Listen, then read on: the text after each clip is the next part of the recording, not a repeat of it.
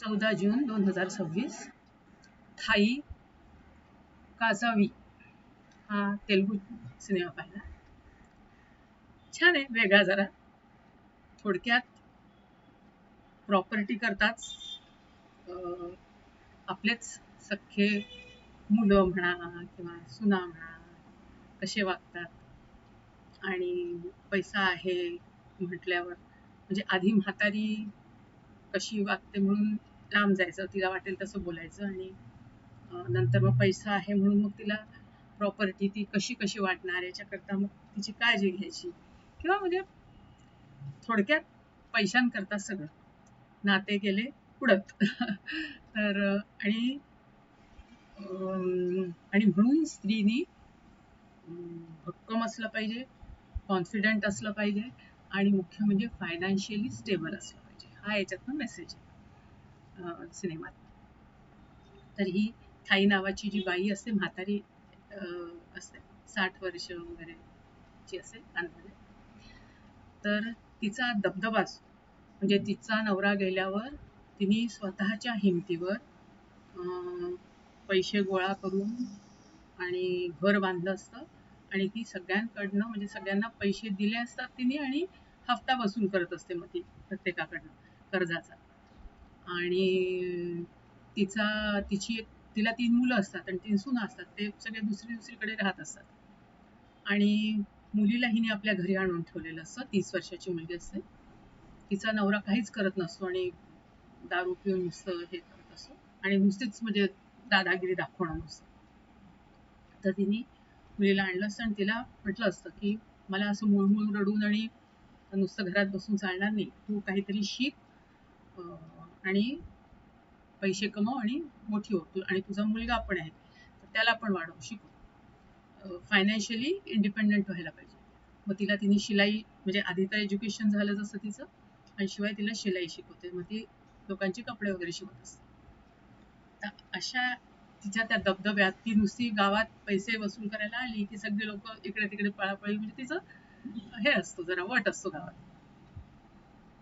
तर अचानक एक दिवस म्हणजे हे सगळं चालू असताना ती अचानक बेशुद्ध होते, पडते आणि लकवा मारल्यासारखं तिला हे होतं. मग झालं, सगळे फोनाफोनी होते, तिला आता काय करायचं. तर त्याच वेळेस म्हणजे आता हॉस्पिटलमध्ये घेऊन जायचं का पडू द्यायचं तसंच, कारण पैसे खर्च करायला पण हॉस्पिटलमध्ये जायचं म्हणजे पैसे खर्च करावे लागणार, कोण करणार. तर मुलगी विचार करत असते काय करावं कसं, ती एकटी तर काहीच करू शकत नसते मदत, म्हणून तिने भावांना वगैरे सगळ्यांना बोलवलं असतं. त्या सुना ज्या असतात त्या तर बिलकुलच अगदी बोट मोडत असतात सासूच्या नावाने. तर तेवढ्यात एक व्यक्ती येते तिथे आणि तो म्हणतात, अच्छा ही थाई मरायला टेकली आहे का. हा, तिने माझ्याकडे दर महिन्याला हे करून तिचं 160 तोळे माझ्याकडे जमा आहे असं तसं तो सांगायला लागतो. खूप चांगली बाई आहे असं तसं झालं. ते ऐकून त्या मुलांचे डोळे एकदम चमकायला लागतात. 160 तोळे, मग आता ती कोणाला देणार, हे नुसतंच मुलीला देणार का काय करणार. मग झालं, मग सगळं त्यांची हालाहाली सुरू होते की आता मग तिला हॉस्पिटलमध्ये न्यायला पाहिजे. मग ॲम्ब्युलन्स बोलवतात, हॉस्पिटलाइज करतात. मग डॉक्टर म्हणतात की म्हणजे तुम्ही उशीर केलाय पण तरी आम्ही आमचा प्रयत्न करू. आता 3 दिवस तिला हॉस्पिटलाइज करतात पण तिच्यामध्ये मग काहीच म्हणजे असा फरक दिसत नाही. मग शेवटी डॉक्टर, बरं पैसे तर भरायचेच असतात, मग आता कोणी काही करू द्या, असे तरी करून ते भाव पैसे भरत असतात. पण तिसऱ्या दिवशी ते डॉक्टर म्हणतात की तिच्या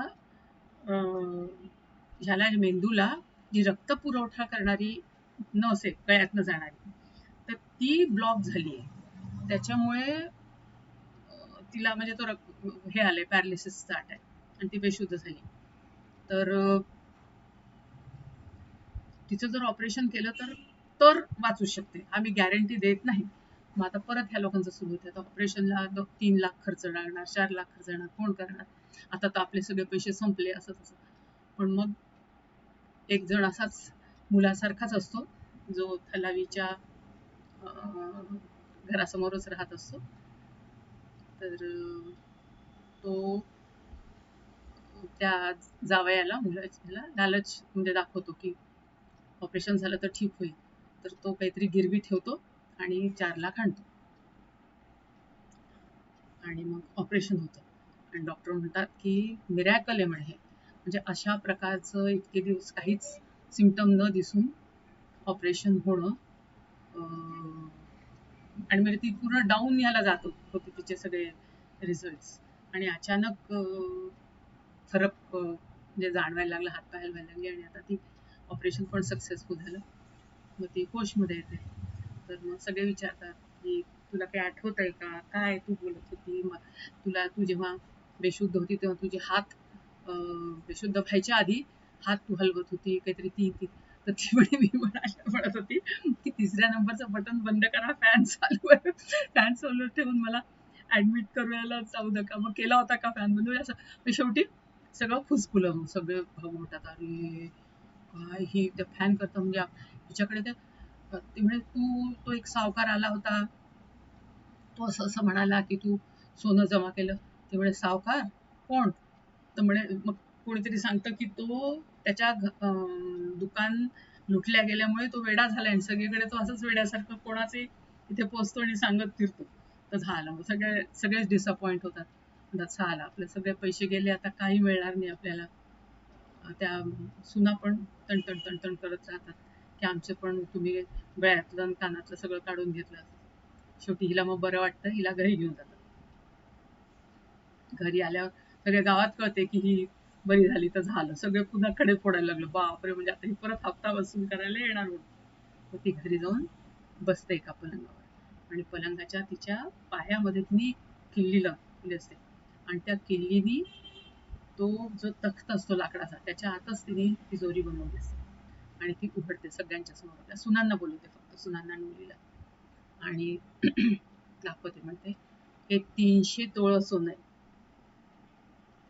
आणि हे मी खरं तर माझ्या मुलीकरता ठेवलं होतं, पण आता मी तुमच्या चौघांमध्ये म्हणजे 3 भाऊ आणि मुलगीमध्ये वाटणार आहे.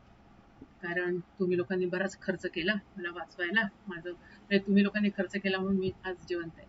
मग ती बरंच लेक्चर देते त्यांना की आपल्या पायावर उभा राहा, नुसत्या झोपा काढू नका, इंडिपेंडंट. ती मुलींनी पण त्या सुनांना सांगितलं असतं की आई तुमच्यावर उगीच ओरडत नव्हती, तुम्ही नुसत्या जेवायच्या, खायच्या आणि झोपा काढायच्या. आईचं म्हणणं हेच होतं की तुम्ही आपल्या पायावर उभं राहा. तुमच्या जर नवऱ्यांनी परवानगी दिली असते, आईनी तुम्हाला पण शिकवलं असतं म्हणे, पण तुम्ही स्वतः इंटरेस्टेड नव्हत्या, तुमचे नवरेही नव्हते, त्याच्यामुळे मग आई चिडचिड करत होती म्हणे.